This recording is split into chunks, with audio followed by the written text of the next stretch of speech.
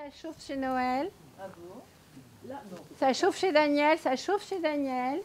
C'est une véritable chasse au trésor. Ici, le butin n'est pas des pièces d'or, mais bien des plantes exotiques envahissantes.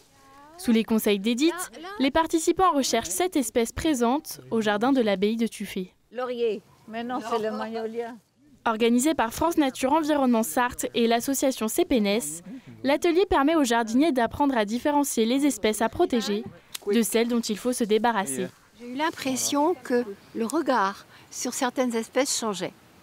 Et qu'on allait pouvoir maintenant peut-être se dire, bah tiens, celle-là, on dit qu'elle est espèce exotique envahissante, mais après tout, si elle me plaît, pourquoi ne pas quand même la garder dans mon jardin à certaines conditions et en étant extrêmement vigilant, et puis savoir aussi quelles sont celles que je dois absolument enlever.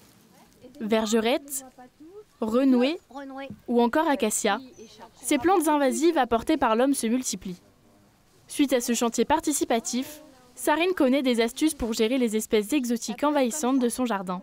Par exemple, certaines plantes comme la renouée, de ne pas l'enlever la racine, mais de le plier. Ça le décourage plus que de le déraciner. De couper les fleurs des verges d'or pour éviter que les grains se propagent dans le jardin, parce que ça se fait facilement.